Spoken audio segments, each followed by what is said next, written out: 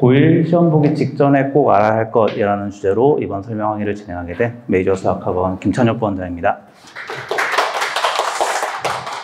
이제 한창 막 시험 기간 이제 다 돼가고 있고, 뭐 제일 일찍 보는 학교는 이미 보고 있고, 뭐 보통 다음 주부터 이제 시험 시작을 해서 좀 늦게 보는 데는 다 다음 주에 시작해서 5월 어린이날 연휴 전에 끝나는 뭐 이런 식으로 이제 시험을 직접 보게 되는데, 당연히 이제 중등 처음 시험 보는 뭐 중2 중간고사 이런 것들도 되게 긴장을 하고 보겠지만, 학생들이 당연히 진짜 중요하게 더 긴장하고 보는 시험은 고1 첫 시험이 될 텐데요.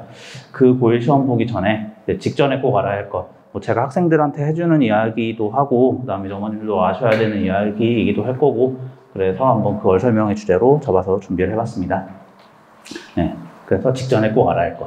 그 다음에 이제 고1 첫 시험이라고 했기 때문에 사실 고2 이상은 사실 기말고사만 돼도 한번 시험 맛을 보면, 아, 이게 시험이 고등과 중등 시험이 어떻게 다르구나 좀 알아서 학생들이 좀 이제 제대로 준비를 하게 되는데, 중3까지 시험 보다가 고1 첫 시험을 보면 좀 당황하는 경우들이 많거든요. 그래서 중등과 고등 시험의 차이, 그리고 시험 끝나고 알아야 할 것, 이런 주제로 진행해 보도록 하겠습니다. 일단 저고요. 원래 제가 제 얘기 잘 안 하는데 올 3월에 설명하면서 설명회를 위한 설명을 준비하면서 설명회 메인 목적이 홍보였다는 사실을 제가 너무 잊어버려두고 있던 것 같아서 그냥 제 사진 넣어봤고요. 요새 한창 지브리 푸사 같았죠. 네. 다들 한번 바꿔보셨나요? 저도 바꿔봤는데 너무 빠르게 유행이 지나갔더라고요. 이제 한창 그거 떴을 때가 이 설명회 딱 발표하고 PPT 준비할까 어떻게 할까 그냥 계획 짜던 시기였는데, 그래서 원래 저 사진 밑에 지브리 푸사 같이 넣으려고 그랬는데 이미 한물 간 것 같아서 취소했습니다. 네. 요건 그냥 제가 학원 홈페이지, 학원 블로그에 그냥 올려놨던 내용들 그대로 쓴 건데, 일단 저는 수업하면서 제 목표는 학생들이 그냥 제가 가진 걸 다 빨아들였으면 좋겠다. 학생들이 제 모든 걸 흡수해서 저만큼 수학을 했으면 좋겠다. 그럼 아마 학원을 나가지 않을까. 더 이상 필요한 게 없어서 일단 요걸 목표로 삼고 수업을 하고 있고요. 뭐 계속 메이저 수학학원에서 있었고, 서울대 수계과학부 졸업했고요. 그래서 이제 개념이 얼마나 중요한지, 중등부터 이어지는 개념, 그리고 기본부터 심화까지 수준별 풀이, 이건 이제 뒤에서 다시 또 얘기하겠습니다. 그 다음에 당연히 이제 수학과 출신이고 수학만 계속 했다 보니까 수학도 전문적으로 하고, 그다음에 이제 저희 반에서 졸업하는 고3 학생들이 대학을 가야 되는데 어쨌든 제가 책임을 져야 보니까 결국에는 그래서 대학 어떻게 쓰고 뭐 이런 것들 이제 걔네들 대학 보내려고 공부하고 애들 상담하다 보니까 어느 정도는 입시에 대해서도 이야기할 수 있지 않나라는 정도. 신기하게 제가 첫 고3, 그러니까 저한테 한 7년, 6년 배운, 초등 때부터 배운 그 학생들을 졸업시킬 때가 다 이과 정시였거든요. 근데 그게 해가 지나니까 갑자기 문과 수시 학생을 제가 졸업을 시키게 되고, 그 다음에 예체능을 졸업을 시키게 되더라고요. 정말 저를 3년 동안 혹독하게 제가 트레이닝 받았던 결과로 뭐 전 분야에 대해서 어느 정도 좀 얘기를 할 수 있는 정도까지는 되지 않았나. 진짜 제가 졸업을 시켜봐야 이게 좀 아는 게 생기더라고요. 네. 그래서 뭐 이거는 약간 앞에 잔소리였고, 이제 그래서 시험 보기 직전에 과연 뭘 알아야 하는가. 사실 중등 시험 때는 그렇게 막 뭘 신경 쓰고 가지 않아도 뭐 시험 시간 안에 꼭 풀어야 된다. 중등은 시험 시간 재고서 푼 적이 좀 없다 보니까 시험 시간 안에 풀면 된다. 이 정도를 챙겨가야 된다면, 고등은 조금 더 생각을 해야 될 게 있습니다. 일단 뭐 이거는 학생의 수준에 상관없이 모든 학생들한테 다 이야기하는 말인데, 객관식 맞기만 하면 되죠. 내가 풀어서 맞았는지 찍어서 맞았는지 선생님은 알 수가 없습니다. 수능도 마찬가지입니다. 찍어서 맞으면 끝이다. 그래서 맞기만 하면 된다. 근데 주관식, 물론 이제 모의고사 주관식과, 그러니까 수능 주관식과 내신 주관식이 좀 다르긴 하겠지만, 내신은 서술형, 단답형 말고 서술형으로 나오다 보니까 안 쓰면 빵점입니다. 요 두 줄에서 의미하는 게 뭘까요? 네. 적당히 보다가 객관식 모르겠으면 찍고 넘어가고 주관식 풀라는 얘기입니다. 특히나 객관식만 나오는 학교들이 몇 개 있습니다. 뭐 낙생고라든지 몇몇 학교들은 아예 풀 객관식으로 내고, 주관식을 내긴 내는데, 서술형을 내긴 내는데 한 문제만 내는 학교도 있고, 뭐 많아도 요새는 3문제, 4문제, 4문제를 넘어가는 경우는 별로 없는 것 같습니다. 주관식은 뭐 3문제 정도 나온다고 쳤을 때 거의 높은 확률로 1번은 쉽습니다. 주관식에서. 근데 종종 그리고 객관식은 앞에가 쉽고 뒤로 갈수록 난이도가 어려워집니다. 근데 학생들이 종종 앞에서부터 풀다가 뭐 객관식 한 15번쯤 되면 뭐 15번에서 18번 정도 이 정도가 이제 제일 어려운 문제들이니까 거기 풀다가 막히는 경우가 생기는데 거기서 시간 배분 잘못해서 객관식 풀다가 서술형에 하나도 안 쓰고 넘어가는 경우들, 그러니까 서술형 백지로 내는 그런 경우들이 없으실 것 같지만 매번 있습니다. 물론 그게 우리 아이는 아닐 수도 있지만 항상 시험마다 생깁니다. 왜 서술형 하나도 안 써서 객관식 풀다가 시간이 없었어요. 서술형 지금 이거 1번 봐봐봐, 2번 봐봐봐. 풀 수 있을 것 같지 않니? 라고 시험 끝나고 나서 이제 후회하고 울고 이런 경우들이 항상 한 명씩은 존재하는 것 같거든요. 그래서 항상 이제 그 학생들한테 이야기하는 건 시험 보기 전에 항상 이야기는 하는데 객관식 첫 장 풀면 첫 장만 풀고 서술형 갔다 와라. 아니면 풀다가 내가 모르는 문제 나오는 순간 뒤에 객관식 다 버리고 주관식 갔다 와라. 그래야 뭐라도 쓰고 나서 점수를 받고 객관식은 모르면 네가 뭐라도 마킹해서 내지 않겠냐, 20%로 맞지 않겠냐 라는 생각을 그런 이야기를 항상 합니다. 특히나 객관식에서 기억, 니은, 디귿 문제, 네. 뭐 다음 중 옳은 것을 모두 고르시오. 기억, 니은, 기억, 디귿 뭐 이렇게 되는 문제들이 있는데 그런 건 출제자와 심리전을 하면 5분의 1도 아니다. 설마 기억이 틀렸겠냐? 라고 생각하면서 이제 이런 식으로. 그래서 항상 이야기하는 게, 제발 모르는 거 있으면 건너뛰어라. 사실 쉽지 않은 건 압니다. 저도 쉽지 않고 항상 쉽지 않은데 항상 그런 이야기를 계속 해주고 그래서 맨 마지막에 써는 손절의 어려움. 네. 모르는 거 건너뛰고 포기하고 다음 거 풀러가는 손절이 정말 어려운 거, 뭐, 주식하시면 아시죠? 네. 손절이 제일 어렵죠. 네, 그래서 손절이 제일 어려운데 어떻게든 해야 된다. 어려운 거 알아도 이겨내고 해야 된다. 그 다음에 이제 시험을 잘 봤다는 건 대체 무엇인가? 너 시험 잘 봤어? 라고 하는 게 학생들마다 기준이 다르잖아요. 어떤 학생은 정말 공부를 별로 안 해서 60점만 맞아도 진짜 대박 났다라고 하는 학생들도 있고 어떤 학생은 당연히 다 맞아야 되는데 하나 실수로 틀려서 시험 망했다고 하는 학교 다니실 때 시험 망했어, 하나 틀렸어 라고 우는 그 꼴보기 싫었던 아이들이 있잖아요. 그래서 학생들마다 시험을 잘 본 건 뭐고 시험을 못 본 건 뭐냐가 당연히 다 다르죠. 근데 저는 고등시험에서는 중등시험은 좀 다른. 중등시험에서는 그냥 시험을 잘 봤다는 건 95점 이상 맞았다는 거고 하나 틀리거나 다 맞았다는 얘기고 중등시험에서 못 봤다는 건 그냥 그렇지 않다는 이야기가 될 텐데 고등시험은 좀 다릅니다. 고등시험은 시험을 잘 봤다는 건 최소한 아는 건 다 맞았다. 내가 아는 거에서 계산 실수해서 틀린 거 없고 그다음에 시험 끝나고 쳐다보지도 못한 문제가 있었는데 시험 끝나고 보니까 아씨 이거 풀 수 있었는데 이거 먼저 풀었어야 되는데 이런 게 없으면 시험을 잘 본 겁니다. 내가 그냥 내 아는 실력만큼 다 쏟아내고 나왔다. 거기에 이제 모르는 거 딱 한 개, 객관식 뭐 한 3개쯤 찍었다면 거기서 하나라도 맞은 게 있으면 대박 난성 시험인 거죠. 네, 시험 잘 봤다라고 말할 수 있는데 문제는 이제 시험을 망한 아이들 다 여기서 걸리죠. 일단 아는데 계산 실수해서 틀린 게 있다. 또는 분명히 시간만 있었으면 풀었는데 문제 순서 잘못해가지고 아예 못 읽어서 틀렸다. 그러면 사실 되게 아쉬운 시험인 거고 뭐 사실 뒤에 거는 어쩔 수 없는 부분이긴 하죠. 나는 왜 찍을 때마다 다 틀리는가? 찍었는데 다 틀렸어요. 항상 이제 그래서 시험 망했다고 하는데 그럼 그런 말을 해줍니다.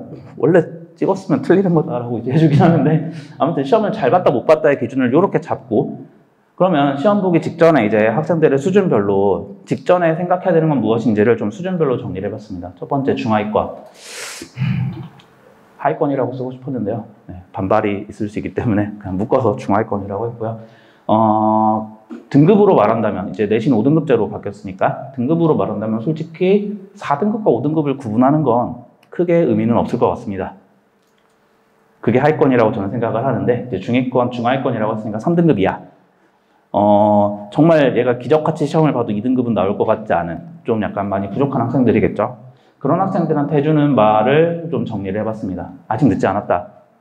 뭐가 늦지 않았냐면 다른 학생들은 이제 뭐 시험 범위도 한번 다 돌렸고 부기도 다 돌렸고 여러 번 돌려서 이런 얘기를 합니다. 이제 암기 과목 해야 될 것 같은데 수학보다는 암기 과목 한다고 좀 수학 숙제도 좀 덜 해오고 학원도 좀 빠지고 이런 경우들이 있는데 근데 그게 아닌 중하위권 3등급 이하 학생들은 솔직히 진도가 다 안 끝났거나 부교재 1회 독을 안 했거나 아직 할 게 너무 많이 남은 학생들 그런 학생들입니다. 그렇기 때문에 늦지 않았습니다. 아직도 올려야 될 점수가 너무 많이 남아있고 아직도 공부해야 될 내용이 너무 많이 남아있습니다. 뭐 당연히 저희 반에도 있고 뭐 최상위권도 있지만 저희 반에도 당연히 중하위권이라고 하시는 학생들이 있는데 그런 학생들한테 하는 이야기는 수학을 오히려 수학이 암기 과목이라고 생각하고 시험 직전에 많이 올릴 수 있다. 너 지금 모르는 거 많지 않냐? 그냥 지금부터 해서 지금부터 공부하는 게 다 쌓일 내용이고 오히려 기억이 잘 나서 문제를 잘 풀 거다. 열심히 하자. 사실 결론은 그거죠. 열심히 하자죠. 근데 열심히 해야 되는데 왜 열심히 해야 되냐? 너 아직 할 게 너무 많이 남았다. 공부할 게, 채울 게 한 산더미처럼 쌓여있다. 할 일이 많다.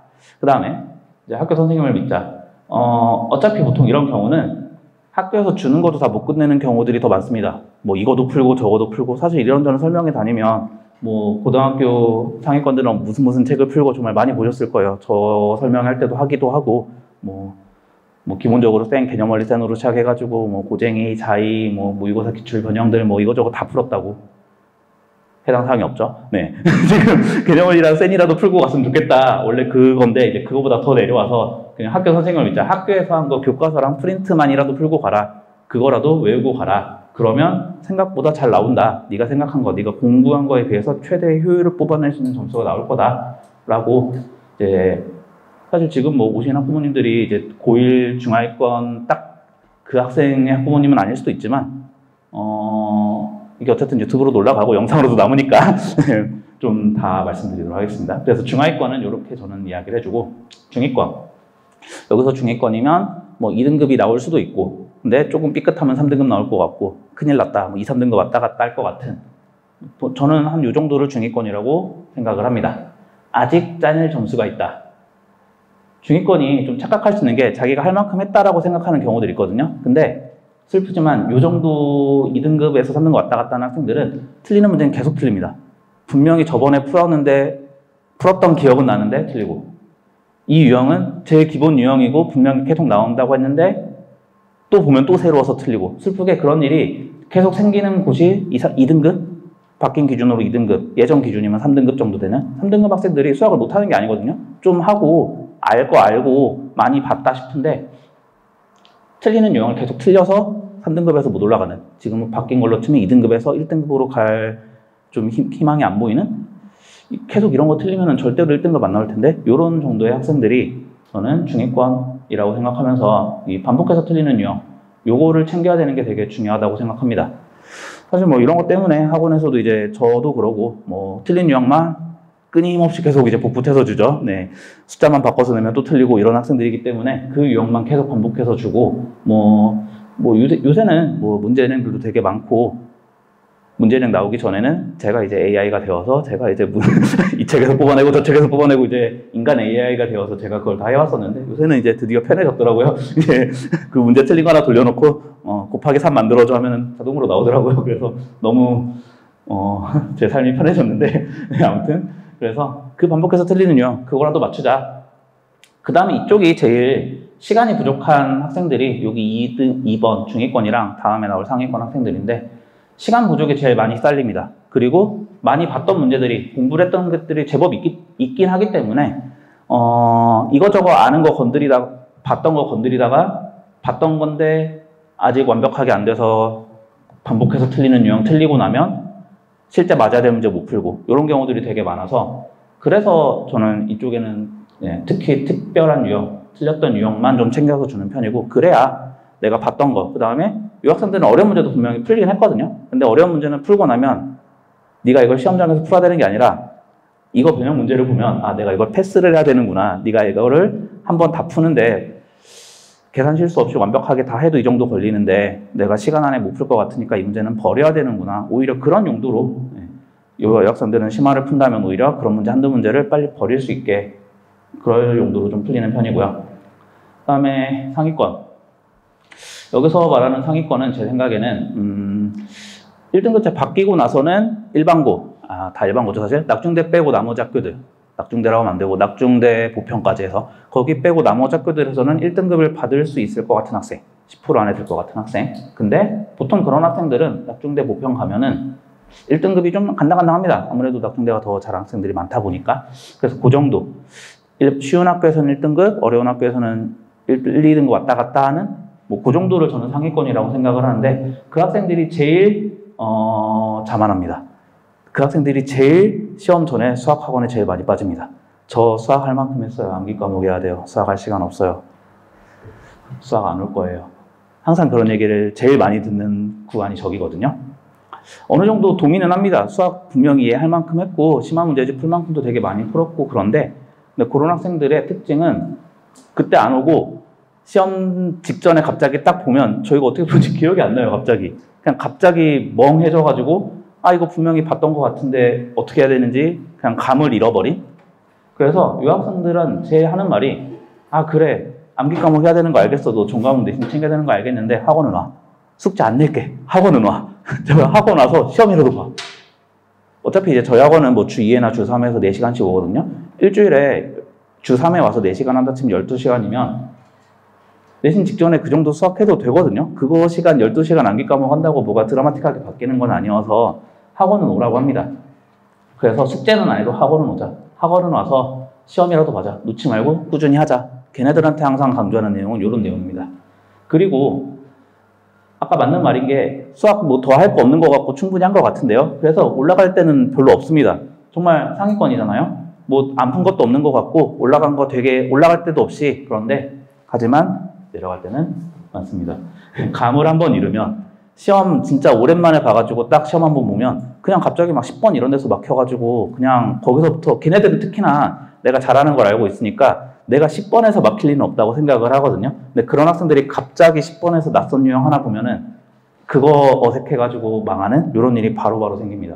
그래서 상위권들은 자만하지 말고 최소한 시험 전에도 학원은 와서 기출은 시험은 보자. 그 정도. 그거 아니면 사실 공부는 이미 다 해놨어야 맞습니다. 시험 일주일 동안 공부해서 성적이 드라마틱하게 오르는 건 여기죠. 여기 중하위권. 아직 공부 많이 안 한 학생들. 많이 안 했으니까 할 게 많아서 채울 게 많아서 하는 족족 점수가 오릅니다. 근데 상위권쯤 되면 이미 겨울방학 때부터 또는 뭐 중등 때부터 엄청나게 많은 양으로 누적을 해왔기 때문에 일주일 동안 올라가진 않습니다. 근데 네, 내려갈 때가 많다. 네, 여기가 바닥인 줄 알았는데 지하실도 있더라. 네. 그래서 내려갈 곳이 많기 때문에 꾸준히 해야 된다.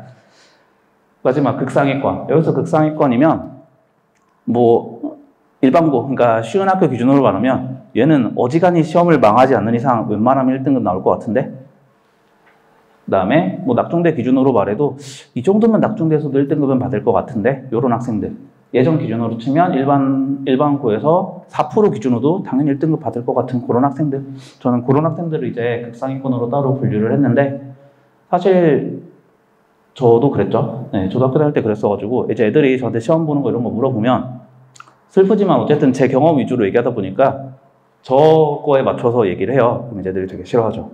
그건 쌤이니까 그렇잖아요 라고 하면 그래, 미안하다. 내가 잘못 말한 것 같다. 내가 잘못했으니까 다시 생각해보자라고 말하는데 극상위권 기준으로 말하면 오히려 그 학생들은 학원도 잘 나옵니다. 내신 직전에도 공부해야죠. 당연히 수학해야죠. 오히려 그런 학생들은 다른 것도 다 되어 있어서 그냥 자연스럽게 학원도 오고 공부를 다 합니다. 그래서 그 학생들한테 하는 이야기는 무기는 많을수록 좋다. 제가 게임을 좋아하다 보니까 시험지에 있는 문제들이 다 몬스터, 저한테는 적인 거죠. 걔네들을 제가 가지고 있는 수학적 무기로 해결을 해야 됩니다. 처치를 해야 되는데 한 가지 방법으로만 풀면 안 됩니다. 뭐 문제를 식으로만 푼다든지 계산으로만 푼다든지 그래프로만 푼다든지 정석으로만 푼다든지 이러면 극상위권에서는 그게 안 됩니다. 걔네들도 시간이 부족할 수 있거든요. 별의 별 온갖 갖가지 방법을 다 동원해서 풀어야 됩니다. 사실 그래서 원래는 여기다가 문제 띄워놓고 어떻게 이상하게 문제 푸는지 한번 보여드리려고 했거든요. 근데 그걸 생각을 하다가 이제 그 격언 같은 거 있잖아요. 뭐 옛날부터 내려오는 말. 설명회에도 그런 게 있거든요. 설명할 때 학부모님들 앞에서 문제 풀지 말아라. 그럼 설명회 망한다. 지금 학부모님들이 지금 수업 들어온 거 아니다. 여기서 되지도 않는 수학 문제 풀고 있지 말아라. 가 생각이 나더라고요. 제가 여기서 그렇게 그리고 또 제가 풀 방법이 이상하게 푸는 거 알려드리려고 그랬던 거거든요. 이거 처음부터 끝까지 정석으로 안 풀고 요런 짓 하면 뭐 1분 만에 풀려 라고 말할까를 되게 고민을 많이 했었는데 아니 정석으로 푸는 것도 아니고 이상하게 푸는 걸 학부모님들 앞에서 보여주고 있으면 네가 뭐가 되냐 약간 이런 생각을 하면서 포기했거든요. 그런 이상한 무기들은 네, 저랑 수업을 하면 알 수 있습니다. 정말 별의 별 이상한 방법으로 다 풀거든요. 네. 물론 맨 처음에 말씀드렸던 수준별 풀이라고 되어 있죠. 네, 당연히 중하위권 학생들은 그런 거 없습니다. 그냥 정석으로 또박또박 해설지 풀이대로 순서대로 풀어야 되는데 네, 심화 끝까지 가면 별의 별 이상한 짓을 해서라도 네, 내 손에 들고 있는 무기를 늘려놔야 됩니다. 이걸 보고는 이렇게 풀어보고, 이게 안 되면 다르게 풀어보고, 객관식이면 보기부터 보고, 뭐 찍어보고, 이거 대입해보고, 온갖 방법을 동원해서 풀어야 된다. 그런 각종 무기들은 제가 다 알려주고, 제 걸 다 흡수하면 뭐 저만큼 수학을 하게 되겠죠. 뭐 이런 소리였고요. 그 다음에 학교 선생님도 믿지 말자. 중하위권은 그냥 그런 거 없이 학교에서 하라는 것만 해야 되거든요. 근데 극상위권은 스스로를 믿어야 됩니다. 뭐 요새 분당에서 뭐 그렇게 좋은 뉴스들이 나오지 않거든요. 학교 선생님도 믿지 말자. 별의 일이 다 있었죠. 뭐 작년, 이젠 말해도 될 것 같아요. 뉴스로도 다 떴고, 공식적으로 경찰에 구속도 되어 있고, 그러니까, 뭐 학생부에서 시험지 유출 사건이 있었죠. 뭐 기간제 교사였나? 선생님이었나? 유출해가지고 학원에 빼돌려서, 네. 이걸 제가 작년에 그때 알았을 때는, 네. 거기 블로그 글에, 네. 쓸데없는 소리 하면 고소한다. 이렇게 돼 있어서 말 안 했거든요. 근데 이제 말해도 될 것 같아요. 설마, 또 이상한 거 있는데, 뭐 사실 적시 명예훼손 뭐 이런 거 있나? 아무튼. 근데 상관없을 것 같고, 뭐, 학교 청장 유출이 됐습니다. 유출이 돼서 뭐 제 시험도 보고 난리가 났죠. 근데 그거 하나 걸린 거고, 그 전에도 유출이 됐었대요. 안 걸렸었다가 안 걸리니까 신나가지고 더 해가지고 이제 좀 사이즈가 커지니까 걸린 거겠죠. 근데 뭐 그런 것 때문에 믿지 말라는 건 아니고, 그거도 있지만 사실 학교 시험에 오류가 생각보다 많습니다. 제 시험이 예를 들면 분당에 18개 학교가 있고 1, 2, 3학년 시험 보면 중간고사 볼 때마다 50개 정도 시험이 나오잖아요. 그러면 한 5번 정도는 제 시험을 봅니다. 뭐 몇 학년이든 1학년이 됐든 2학년이 됐든 제 시험을 생각보다 좀 많이 봅니다. 그래서 그래서 제가 쓴 건데, 진짜 극상위권 되면 사실 할 만큼 했고 뭐 모르는 문제 없거든요. 내가 그걸 시간 안에 풀어내냐, 계산 실수 없이 풀어내냐 이건데, 근데 문제가 이상하게 안 풀릴 때가 있어요. 나는 제대로 풀었는데 뭔가 조건이 이상하다던가, 사실 그쯤 되면 뭐 이렇게 되면 이 다음에 이거 나와야 되잖아를 이미 알고 풀고 있거든요. 내가 손 쓰는 속도만 느릴 뿐이지. 근데 했는데 뭐가 조건이 부족해. 아니면 여기서 모순이 생겨. 원래 여기서 모순 없이 딱 넘어가서 이걸로 되는데, 이런 일이 생겨요. 그랬을 때 학교 선생님도 믿지 말자.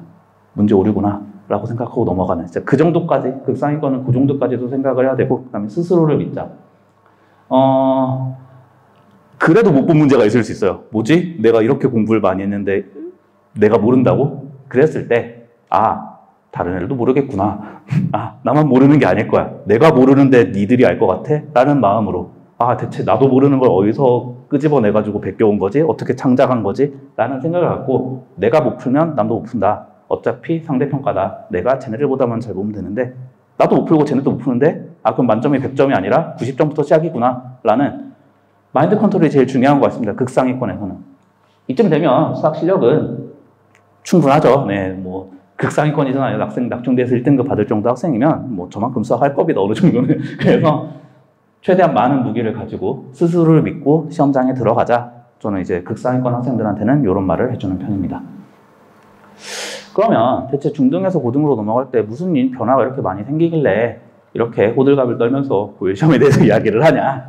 네, 중등과 고등 시험의 가장 큰 차이는 저는 2개라고 생각을 합니다. 중등은 절대평가였고 고등은 상대평가다. 그 다음에 중등에서는 시간적으로 여유가 있고, 고등은 시험 볼 때 시간적으로 절대적으로 부족하다. 저는 이 2개가 가장 크다고 생각을 하는데, 먼저 절대평가인 시험은 어떤 식으로 나오냐. 일단 얘는 학교 알림이 구글에서 검색해서 들어가시면 모든 학교 다 올라와 있거든요. 그냥 학교 검색하시면 되고, 거기에 그냥 학생들 수준별 성취사항 이런 거 그냥 누르시면 돼요. 뭐 제가 학교 관계자일 리가 없잖아요. 그러니까 저도 당연히 거기서 긁어온 거고. 그 시험에 작년 1학기 성적이 공시가 되었고, 그 다음에 거기에서 이제 2학년, 3학년 수학 시험만 가져왔습니다. 내정중, 순회중, 샛별중은 저희 학원 근처에 있기도 하고, 뭐 제일 분당에서 제일 학군지, 제일 센 학교라서 적어놨고, 밑에는 쉬운 학교인데, 쉬운 학교라고 뭐 공식적으로 지정하기는 뭐해서 가려놨습니다. 숫자가 되게 많은데 한번 보시면, 일단 평균 80점 근처, 뭐 내정 중3이랑 순회 중에는 조금 낮긴 했지만 평균이 80점 왔다 갔다 하고 있죠. 물론 이 시험이 학교 지필고사 평균은 아닙니다. 중간 30%, 기말 30%, 수행 40% 이런 식으로 변환해서 더해서 한 거기 때문에 보통 수행평가 점수가 지필고사 평균보다 좀 높게 나오는 경향이 있어서 실제 시험 평균은 저거보다는 조금 낮을 겁니다. 저거보다는 조금 낮은데 거기에 수행이 더해져서 조금은 플러스 알파가 되었구나. 근데 그걸 생각한다 하더라도 중등에서 A 맞는 비율.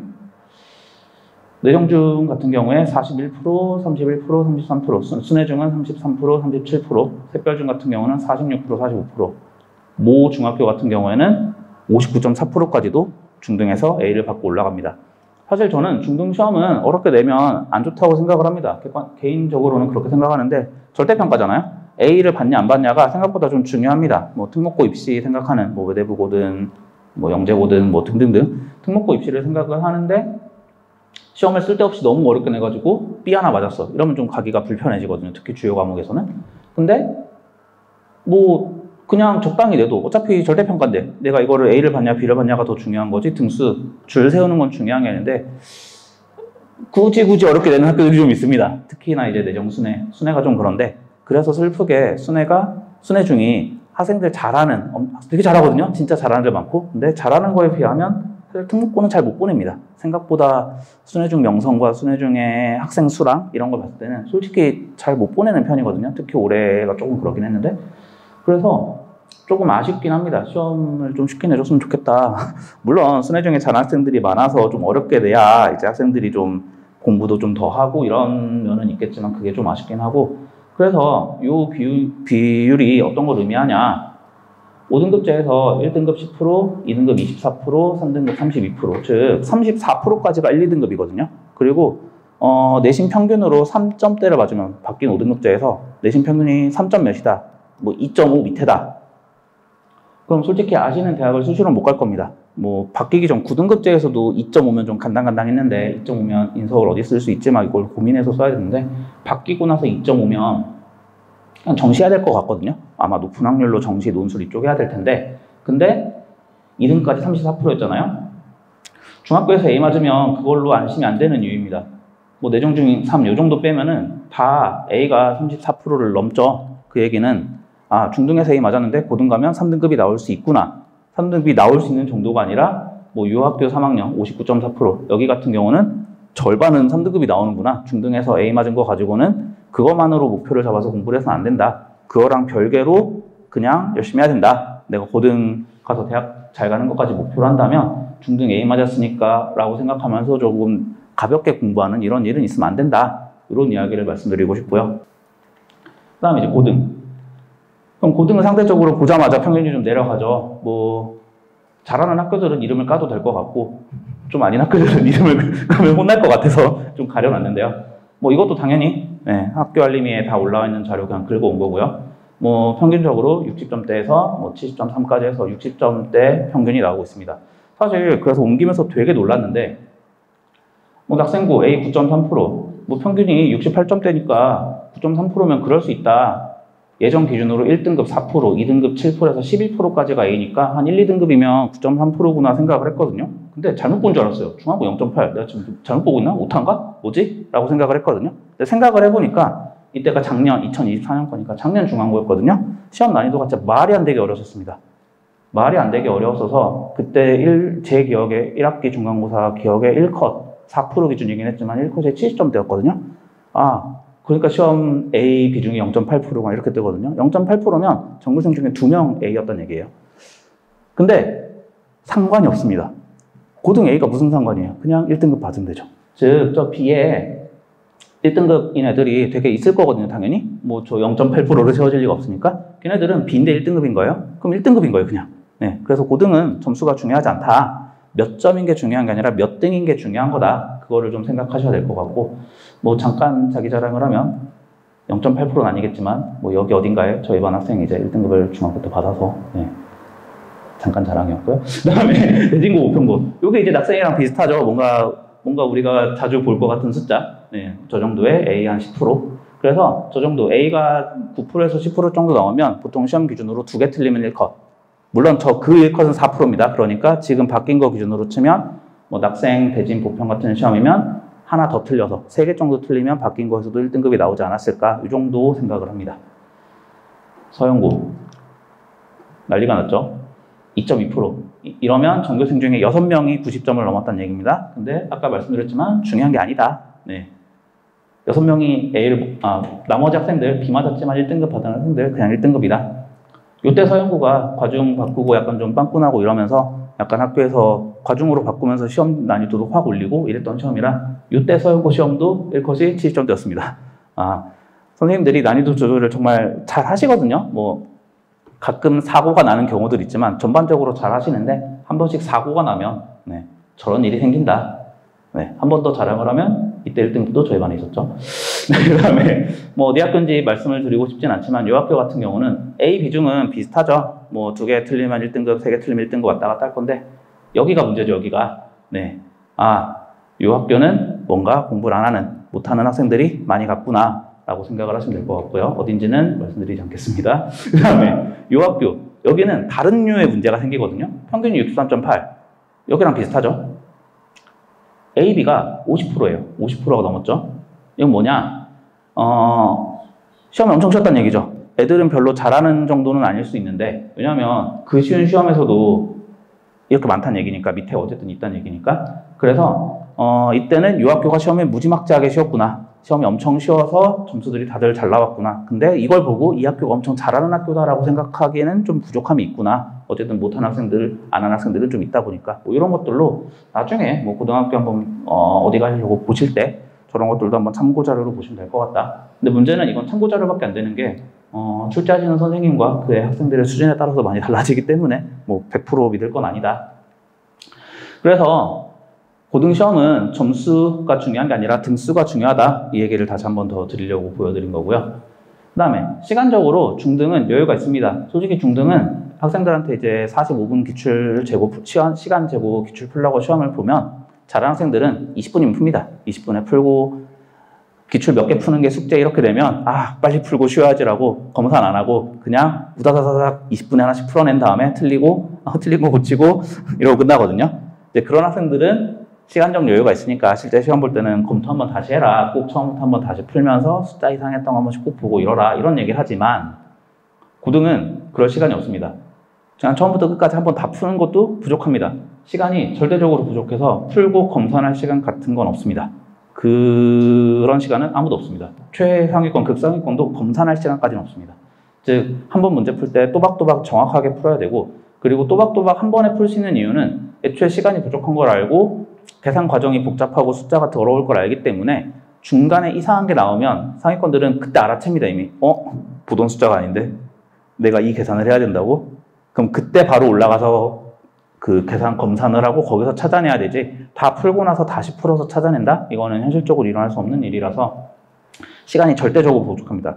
그럼 그 절대적으로 부족한 시간을 어떻게 극복을 해야 되냐? 당연히 시험 보는 연습을 뭐 계속 해야 됩니다. 시간 안에 푸는 연습을 하지 않으면 그냥 편안하게 풀고 시험지를 뺏기고 망하게 되겠죠. 그래서 학원에서는 꾸준히 시험을 보게 합니다. 주간 테스트, 뭐 모의평가, 분당 기출, 계속 몇 개년 기출을 계속 풀리게 되는데 항상 이제 시간 재서 풀게 하고 주간 테스트 같은 경우에는 OMR에다가 그러니까 답안지에다가 서술형까지 써가면서 마킹도 해가면서 풀게 시키고 그 다음에 주간 테스트는 그래서 학생들이 개인적으로는 테스트 시간에 좀 보게 하는데 모의평가는 아예 그냥 토요일에 아침에 9시에 불러서 동시에 앉혀놓고 동시에 땡 해서 시작해가지고 시험지 걷어가서 채점하고 바로 이런 식으로 시험 보는 연습을 정말 많이 시키고 당연히 저거 말고 항상 이제 풀고 있는 기출들 테스트 시간에 항상 기출들을 풀면서 시간 안에 푸는 연습을 정말 끝없이 해야 됩니다.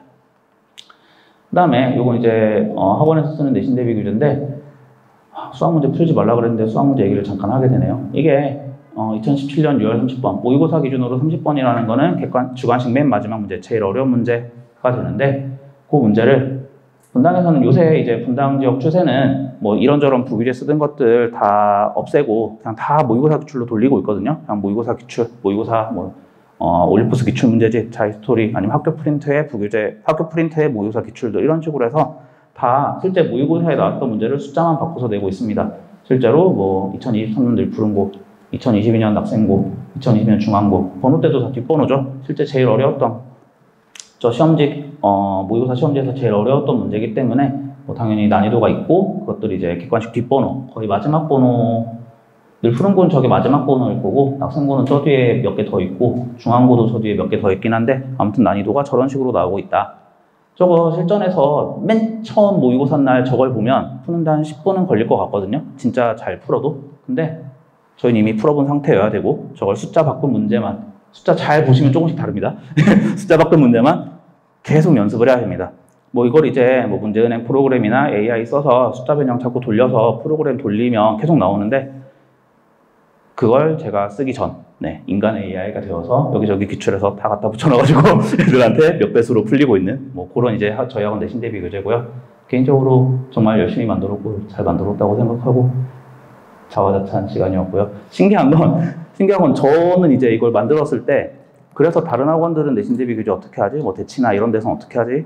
그게 궁금해서 한번 막 열심히 스터디도 하고 봤거든요. 신기하게 저랑 비슷하게 하고 있더라고요. 그래서 와 내가 잘하고 있는 게 맞구나 라는 이제 다시 한번 자화자찬 시간을 가졌습니다. 그래서 이런 식으로 내신 대비 교재를 풀리고요. 뭐 문제은행은 실제로 이런 식으로 나옵니다.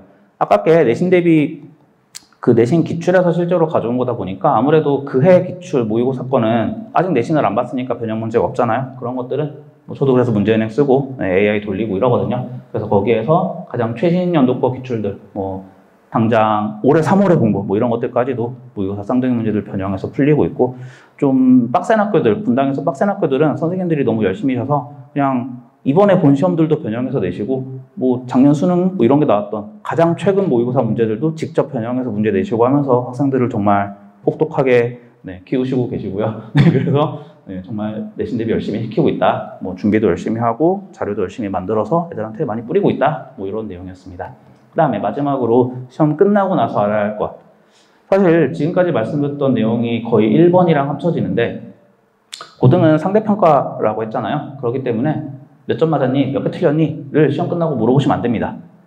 실제로 이번에 최근 시험들 중에서 등급 컷이 좀 잘못됐던 항상 2개 틀리면 1컷, 3개 틀리면 2컷, 4%, 11% 기준일 때 항상 그래 왔었거든요. 근데 한 번씩 시험이 잘못 나오면 다 맞은 게 1컷 이런 식으로 너무 쉽게 나와서 1컷이 거꾸로 잘못되기도 하고 너무 어렵게 나와서 막 70점대가 1컷, 60점대가 1컷 지금까지 제가 학원에 있을 때 본 거는 2021년 순회고였나? 그때 60몇 점 1컷이었던 시험이 제가 봤을 때 1컷이 제일 낮았었습니다. 그러면 변별이 안 돼요. 이미 한 6개쯤 풀고 애들이 찍고 있거든요. 한 10번부터 찍고 있어요, 다. 그런 상황이기 때문에 그러면 누가 몇 개 찍어서 더 맞았냐 이거밖에 시험이 안 돼서 변별이 안 돼서 잘못된 시험인데 근데 그런 시험을 이제 학생은 멘탈이 나가서 보고 왔는데 너 몇 점 맞았어 몇 개 틀렸어 이러면 큰일이 납니다. 진짜 큰일이 납니다.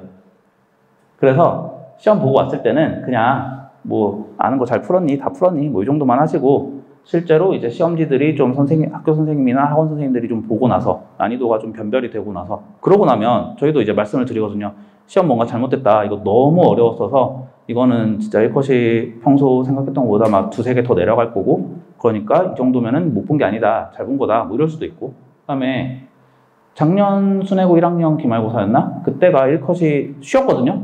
고등 시험에서 시간 안에 다 풀고 시간이 남는 일이 원래 없어야 되는데 그 시험은 그랬습니다. 진짜 쉬웠어요. 그래서 100점도 되게 많이 나오고 그런 시험 같은 경우는 2개 틀리면 3등급 막 이랬을 수도 있단 말이에요. 그런 경우에는 역시나 뭐 90점 맞았어요. 자랑하고 왔는데 등급이 망했어. 이럴 수 있기 때문에 몇 점이냐 몇 개 틀렸냐는 고등 시험 같은 경우에는 뭐 좀 천천히 물어보셔라. 등급 나오고 물어보셔도 되고 시험지 좀 분석되고 나서 물어보셔도 된다. 중등은 아니죠. 중등은 그냥 시험이 어려웠어요. 그래서 뭐 70점 맞았어. 이러면 그냥 못 본 거죠. 못 본 거기 때문에 물론 혼나도 될 것 같은데 그 정도면. 근데 이제 뭐 고등은 좀 그렇지 않다. 그 다음에 사실 2번, 3번은 학생들한테 주고 싶은 말인데 중간고사 망했다고 세상 끝난 것처럼 다 때려치고 1학년 1학기 중간고사 보고 정시한다고 하는 애들이 있거든요. 그럼 되게 혼납니다. 저한테는. 무슨 말 같지도 않은 소리를 하고 있냐. 네가 지금 정시한다고 뭐가 달라질 것 같냐. 내신이나 똑바로 해라. 너 지금 정시할 거면 자퇴하고 기숙학원 재종 들어가가지고 3년간 거기서 구를 거냐. 이제 되게 협박을 해요. 그래서 세상 끝난 것처럼 애들이 망한 채로 오거든요. 그러지 말자. 수행이랑 기말이랑 합치면 등급 역전의 여지가 있다. 끝까지 가야 된다.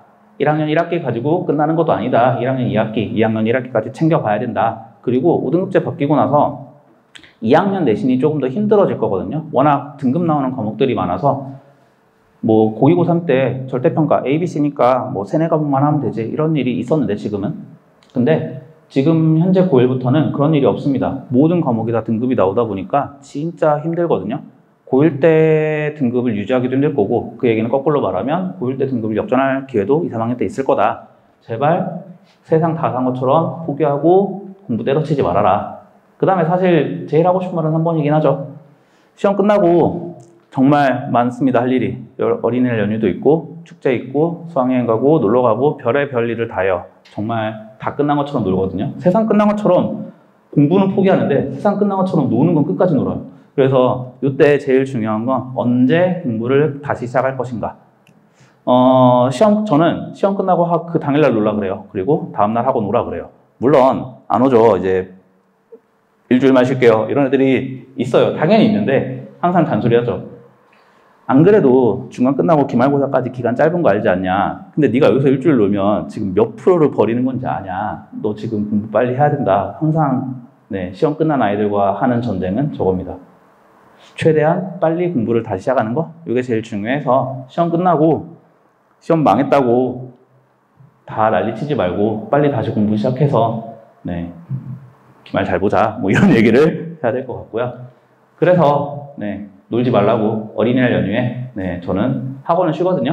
네, 저는 수업을 할 겁니다. 그래서 네, 기말고사 범위가 여러 가지 방정식, 부등식, 경우에서 행렬이거든요. 네, 행렬이 되게 독립적인 단원이어서 행렬만 먼저 따로 떼놓고 네, 그거 해놓고 들어가면 돼서 어린이날 연휴에 5월 6일 오후에 제가 놀면 뭐하니 행렬 공부나 하자. 네, 행렬 특강을 열 거니까 뭐 관심 있으시면 학원에 신청해 주시면 될 것 같고, 그 다음에 그 유인물에 입학 테스트 신청서 있는데 뭐 입학 시험 뭐 학생이 한번 보고 원장님이나 뭐 원하시는 선생님들이 한번 상담하는 기회도 있을 것 같아서 관심 있으시면 입학 테스트도 신청해 주시면 감사하겠습니다. 네, 지금까지 설명회를 진행한 김찬엽 원장이었습니다.